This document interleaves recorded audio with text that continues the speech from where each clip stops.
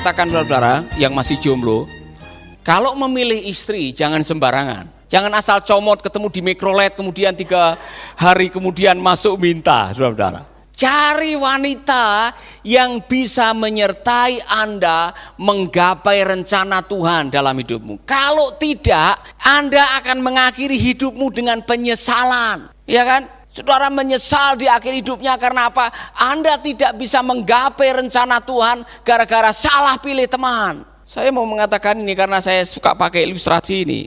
Pernah ikut pramuka dan ada satu teman regu yang rese, satu regu yang ada aja masuk angin kah, kakinya kesleo, kemudian ada aja sehingga regu saudara ini tidak bisa menang oleh karena ada satu orang yang selalu bikin rese, ya kan?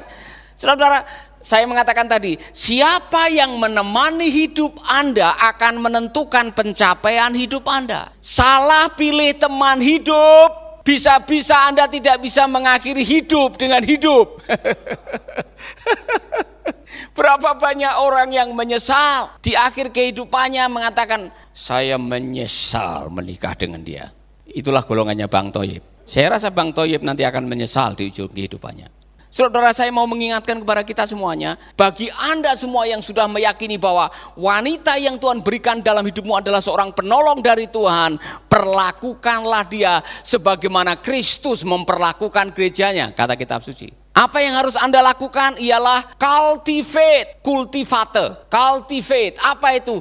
Bring out the best everything around you. Keluarkan yang terbaik yang ada di dalam pasanganmu. Suami, engkau punya tugas selain be fruitful, selain engkau memberi nama binatang-binatang di taman waktu itu yang diberikan kepada Adam, selain bekerja, selain dikasih identitas, ada satu mandat yang diberikan oleh Tuhan kepada semua pria. Bring out the best everything around you. Saya mau kita semua mengucapkan ini. 1, 2, 3. Bring out the best everything around you. Apa artinya? Keluarkan yang terbaik dari dalam pasanganmu. Karena kita semua pasti punya kelemahan, kita punya kekurangan. Pasanganmu pasti punya celah, punya noda istilahnya. Tetapi Kristus mati sebagai penebus kita untuk apa? Supaya kita menjadi pengantin yang tidak bercela. Artinya, saudara-saudara, ketika kita menjalani kehidupan ini sebagai seorang suami, kalau engkau ingin maksimal, jangan cari yang negatif-negatif dari pasanganmu. Kalau saudara mau cari yang negatif akan ketemu banyak. Kita semua tidak ada yang sempurna dalam hidup ini. Dan Tuhan tidak menuntut engkau harus menjadi pasangan yang sempurna untuk menjadi berkat. Jadilah seperti siapa Anda, yang penting engkau berjalan untuk menjadi yang terbaik. Amin. Bring out the best. Keluarkan yang terbaik supaya potensi yang ada di dalam diri istrimu itu dimaksimalkan untuk menopang rencana Tuhan dalam hidupmu. Amin. Jangan jadikan istrimu sebagai istri pupuk bawang. Orang Jawa bilang, tahu pupuk bawang? Istri-istrian yang bagiannya hanya nyuci, setrika, masak, udah itu aja. Tempat tidur, tidak pernah dibawa di depan umum, tidak pernah dibanggakan bagaimana hasilnya. Berikan dia tanggung jawab, biarkan dia berkembang sesuai dengan karunia-Nya. Tolong dia untuk menjadi maksimal bagi Tuhan. Sebab kalau istrimu menjadi maksimal, yang bangga juga adalah suaminya. Amin. Abraham menyadari betapa pentingnya peran seorang istri. Saudara-saudara, Abraham mungkin waktu itu belum ada kitab Amsal, tapi Abraham sudah menyadari di benaknya istri yang cakap adalah mahkota suaminya, tetapi yang buat malu adalah seperti penyakit yang membusukkan tulang suaminya. Nah, supaya istrimu tidak bikin malu, tolonglah dia untuk menjadi maksimal. Bring out the best. Semua suami bilang haleluya, semua istri bilang puji Tuhan. Saya tunggu waktunya. Saudara, Tuhan memberikan penolong dalam hidupmu oleh karena Tuhan punya agenda melalui keluargamu. Maka jangan pernah meremehkan penolong yang Tuhan berikan di dalam hidup saudara. Amin. Beberapa pelajaran di sini.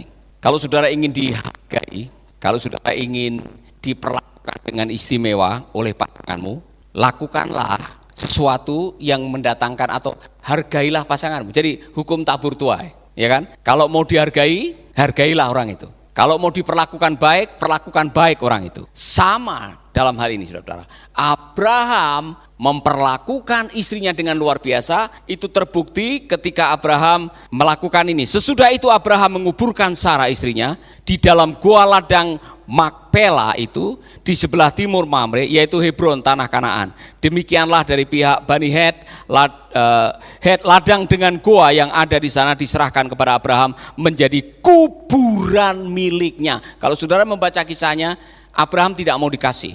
Abraham membayar sebagai tanda bahwa saya tidak mau suatu saat orang meremehkan, oh kuburan pemberian. Abraham ingin menunjukkan kepada anak cucunya bahwa dia menghargai pasangannya, dia menghargai istrinya, dan walaupun membayar mahal tidak masalah. Saudara, ini pelajaran bagi kita semua. Hargailah pasanganmu, dan saya mau mengatakan kalau bisa menghargai bukan pada waktu dia sudah meninggal. Ini mohon maaf ya, kadang-kadang kita menghargai orang yang sudah meninggal berlebih-lebihan. Wah, bikin pesta potong kerbau 11 ya. Waktu dia kelaparan, saudara tidak mau potong kerbau. Waktu dia perlu uang untuk membeli baju, saudara tidak mau potong kerbau. Giliran sudah mati, saudara potong kerbau 11, ya kan? Mumpung pasanganmu masih hidup, berikan dia penghargaan. Apa yang Anda bisa berikan kepadanya. Berikan yang terbaik untuk penolong yang Tuhan berikan dalam hidup saudara. Saya mau menantang suami-suami, jangan pelit dengan istri. Semua istri bilang haleluya. Kok haleluyanya agak terpaksa? Amin. Saya belajar dalam perjalanan hidup kami 34 tahun menikah, saudara-saudara. Dalam perjalanan 34 itu tidak gampang. Ada saat-saat kami mengalami kesulitan demi kesulitan dan sebagainya. Dan kalau hari ini saya masih bisa hidup seperti ini, tidak bisa dilepaskan dari peran pasangan hidup, saudara-saudara. Istri saya yang menolong saya. Nah, saya mau mengatakan ini tulus bukan karena di depan umum, tapi saya menyadari saya menjadi saya hari ini karena ada penolong yang Tuhan tempatkan dalam hidup saya. Ada waktu-waktu kami tidak punya apa-apa. Ada waktu-waktu saya masih ingat pelayanan di sebuah desa di Selopuro dulu yang kami tinggal di rumah kontrakan, sumurnya di luar harus nimba, WC-nya setengah badan, ya kan? Maksudnya setengah ditutup gedek, setengah ruang terbuka. Kemudian persembahan 2.500 pada hari Minggu. Saudara-saudara, dalam situasi yang sulit seperti itu, istri saya tidak pernah mengeluh. Sampai hari ini dia tidak pernah mengeluh waktu kami menghadapi kesulitan. Akhir-akhir ini aja mengeluh, oleh karena saya sudah mulai menjadi tua. Saudara-saudara. Kadang-kadang budek karena telinga. Ya. Saudara tidak tahu kalau saya ini sudah mulai budek ya. Hei, bapak-bapak baca kitab Pengkhotbah. Ketika engkau menjelang tua, engkau akan kehilangan penglihatan, mulai kabur, kekuatan mulai melemah, telingamu mulai budek, sudah tertulis. Maka waktu menghadapi masa tua, terimalah dengan sukacita. Amin. Ya. Sudah tua sombong lagi, ya kan? Sadarilah bahwa kita menuju ke sana. Kita semua menuju ke sana. Yang saya heran, Sarah bisa hidup 127 tahun. Dan saudara-saudara, Abraham lebih lama lagi, selesai umurnya 10 tahun. Tapi Abraham masih bisa umur lebih lama sampai menyaksikan anaknya menikah. Yang saya mau mengatakan kepada Anda semuanya adalah, perlakukanlah pasangan hidup saudara sebagai teman pewaris, kata kitab suci. Karena apa? Sekali lagi, kalau kita semua melakukannya dengan baik-baik, maka pada akhirnya kebahagiaan ada dalam kehidupan kita. Nah, betapa pentingnya kehadiran seorang istri bagi Abraham itu dicerminkan dari pasal yang berikutnya. Abraham tidak mau Ishak dapat istri sembarangan dari Kanaan. Dia meminta pembantunya yang bernama Eliezer untuk pergi ke kampung halamannya mencari istri buat anaknya. Itu menunjukkan betapa pentingnya peran seorang istri bagi pria untuk menjalankan supaya janji Tuhan itu jadi kenyataan. Amin. Itulah sebabnya saudara, kalau saudara membaca di ayat-ayat setelah itu, pasal 24, saudara akan menemukan kalimat ini. Adapun Abraham telah tua dan lanjut umurnya, serta diberkati Tuhan dalam segala hal, termasuk pernikahannya. Berkatalah Abraham kepada hambanya yang paling tua dalam rumahnya, yang menjadi kuasa atas segala kepunyaannya, katanya, baiklah, letakkan tanganmu di bawah pangkal pahaku, supaya aku mengambil sumpahmu demi Tuhan, Allah yang empunya langit dan yang punya bumi, bahwa engkau tidak akan mengambil untuk anakku seorang istri dari antara perempuan Kanaan yang di antaranya aku diam. Tetapi engkau harus pergi ke negeriku dan kepada sanak saudaraku untuk mengambil seorang istri bagi Ishak anakku. Ribka juga cantik, saudara-saudara. Dan itu adalah jodoh betul-betul pilihan yang luar biasa karena mereka berdoa. Abraham berdoa. Mengapa dia berdoa? Karena Abraham menyadari untuk rencana Tuhan itu terlaksana dibutuhkan istri yang sangat luar biasa yang bisa paham dengan apa yang menjadi rencana Tuhan tadi. Jadi jangan sembarangan pilih istri, itu maksudnya. Jangan sembarangan pilih teman hidup, karena itu akan menentukan atau tidaknya pencapaian hidup saudara. Amin. Pelajaran. Ada beberapa pelajaran di sini. Para pria, para wanita, hidup ini singkat.